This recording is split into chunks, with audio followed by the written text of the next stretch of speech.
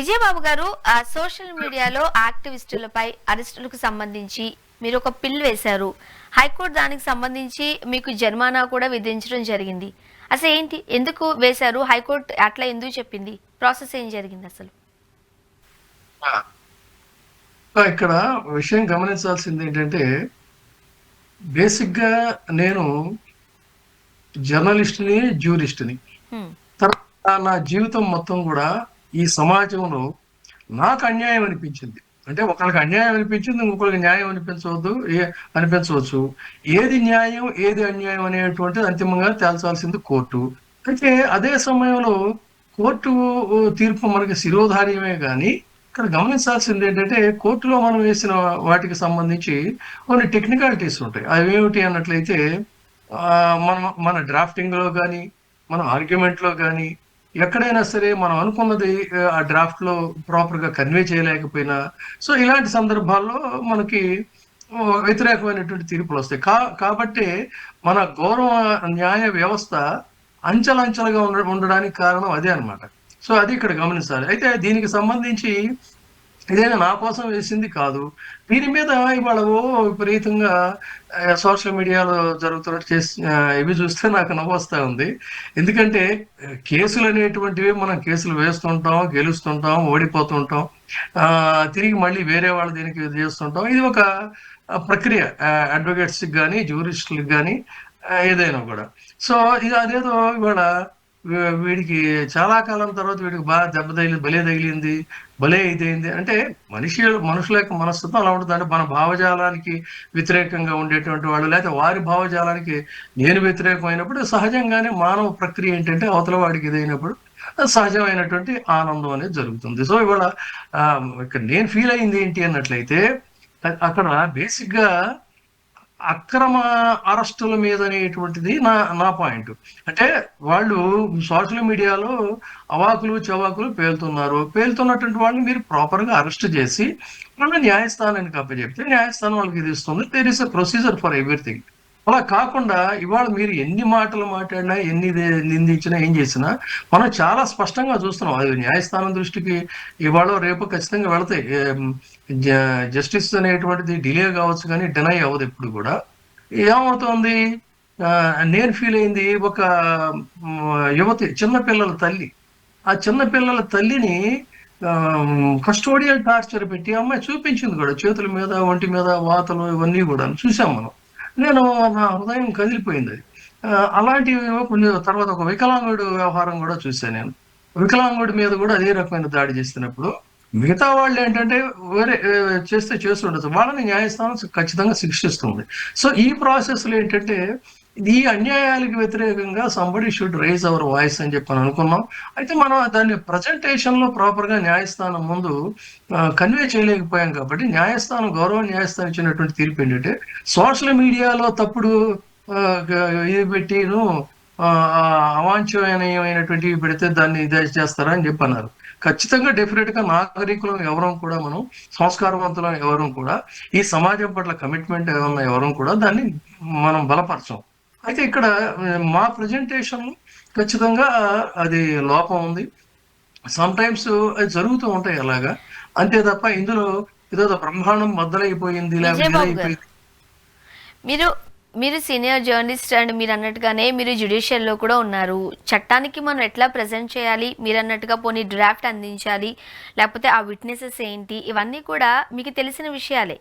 కాకపోతే ఎప్పుడైనా సరే కోర్టు 4 మొటికాయలు వేసినా, అది ప్రభుత్వానికి కావచ్చు, పర్సన్స్ పైన కావచ్చు, 4 అక్షంతలు వేసినా, కోర్టు వేసినా సరే నీకు ఇది రాలేదా అనేది సహజం. సొసైటీలో కాస్త వెంటనే తక్కువగా చూసేస్తూ ఉంటారు. బట్ మీరు ఎప్పుడైతే ఒక వికలాంగుడికి సంబంధించో, ఒక తల్లికి సంబంధించిన ఇన్సిడెంట్స్ తీసుకుని మీ హృదయం కదిలిపోయి కోర్టుకు వెళ్ళాలని చెప్తున్నారు. కానీ యాజ్ ఎ లాయర్గా మీరు ఎక్కడ సరిగ్గా చూపించలేదు. మీరు ఏదైతే మీరు బాధపడ్డారో, సో ఆబ్వియస్లీ కోర్టు కూడా బాధపడుతుంది కదా.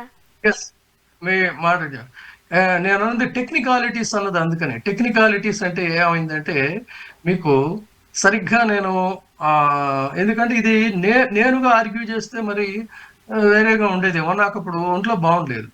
మీకు కొంతమంది ఆ టైంలో నా వీడియోలు కూడా చూడదు, చాలా మంది గొంతు కూడా పోయి నాకు ఇది కూడా ఇబ్బందికరంగానే ఉంది పరిస్థితి. సో దాని మీద ఏం చేసామంటే ఇచ్చేసి వచ్చా. అది మెటిక్యులస్ గా కనుక కొంచెం పరిశీలించినట్లయితే మరి things might have different. I don't know. So ఏదేమైనా తీర్పు తీర్పే కాబట్టి ఖచ్చితంగా తీర్పుని మనం ఎక్కడా కూడా దాన్ని మనం తప్పుపట్టేటువంటి పరిస్థితి లేదు.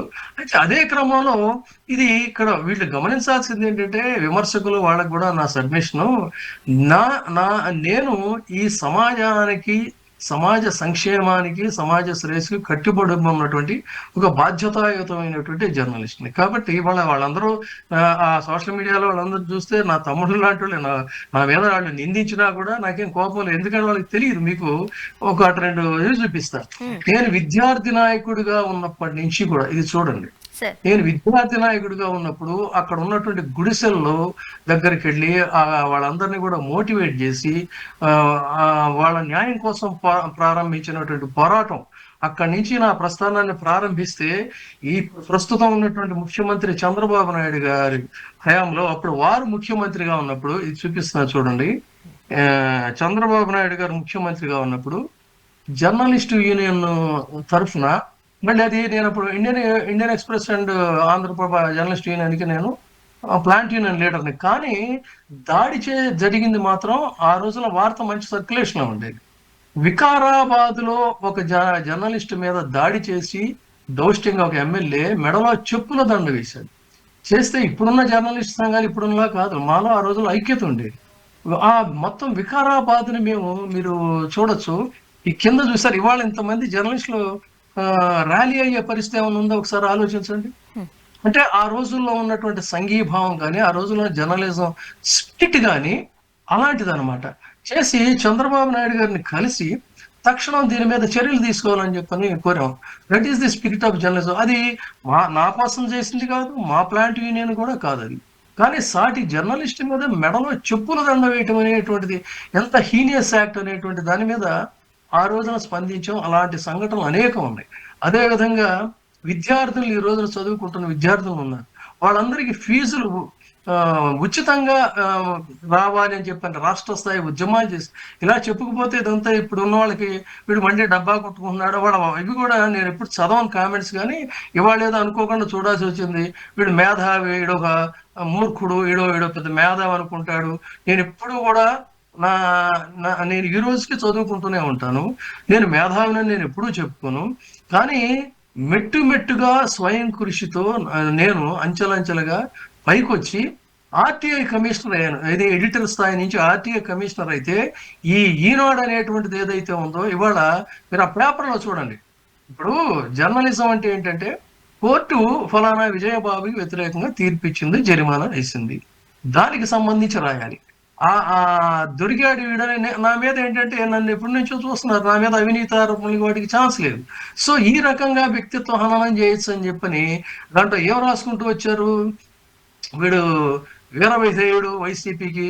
పాపం మీరు మాత్రం బ్యాలెన్స్ జర్నలిజం కదా, ఈ ప్రపంచం మొత్తానికి తెలుసు. ఈనాడు అనేటువంటిది నిష్పాక్షికమైనటువంటి జర్నలిజం అనేది ఈ సమాజానికి తెలుసు. విజయబాబు మాత్రం వైసీపీకి వీరవిధేయుడు అని చెప్పని క్యాప్షన్ పెట్టి, తర్వాత నా జర్నలిజం ప్రస్థానమే ఒక సాహిత్య పేజీల్లో నేను చూసేవాడిని. I was not reporter. నేను ఫీచర్స్ జర్నలిజంలో మొదలుపెట్టి, అంటే భాష మీద పట్టు ఉంటేనే ఆ రోజుల్లో పైగా ఇండియన్ ఎక్స్ప్రెస్ గ్రూపులో పేరెన్నికైనా మా దగ్గరికి వచ్చేవాళ్ళు. ఏది గుంటూరు శేషేంద్ర శర్మ గారు, దాశరథి కృష్ణమాచార్య గారు, ఇటువంటి మహామహులైనటువంటి కవులు వచ్చేవారు మా దగ్గరికి. వారి ఆర్టికల్స్ ని ఎడిట్ చేసినటువంటిది కంచి పరమాచార్య వారి నడిచేదేవుడు, దాన్ని ఎడిట్ చేసినటువంటి జర్నలిస్ట్ నేను. వీడు నాకు తెలుగు రాదన్న సంతోషం, చాలా సంతోషం. మీకే తెలుగు వచ్చు, మీ భాష, మీ ఉచ్చారణ అన్ని చూస్తున్నా. ఎంత ప్లాంటెడ్గా అంటే, నేను ఏ పత్రిక అయినా తప్పులతో ఒక ఇది పంపించానేమో ప్రెస్ నోట్ చెప్పమన్నాడు. అదేదో ఫేస్బుక్ లో ఎవడో చేస్తే దాన్ని నా సంతకాన్ని దాన్ని స్కాన్ చేసి వేసి క్యారెక్టర్ అసాసినేషన్ చేశారు. అంటే నాకు ఇది కొత్త కాదు ఈనాడు. ఎందుకంటే ఆర్టీఐ కమిషనర్ గా నేను ఆ రోజున యునానిమస్ గా నేను సెలెక్ట్ అయితే, ఛార్జీ తీసుకుంటే, ఆ రోజు నుంచి నా మీద మొదలు పెట్టారంటే వీళ్ళ భావజాలానికి వ్యతిరేకంగా ఉన్న చిన్న స్థాయి నుంచి పైకి వచ్చినటువంటి ఎవడో కూడా ఉన్నత స్థాయిలోకి వెళ్ళడానికి వీలు లేదు. వాడిని ఏదో రకంగా వ్యక్తిత్వ హననం చేసి వాడిని కూలదోసేయాలి. ఇది వాళ్ళ అది. అందుకని ఆ రోజు నుంచి మొదలుపెట్టి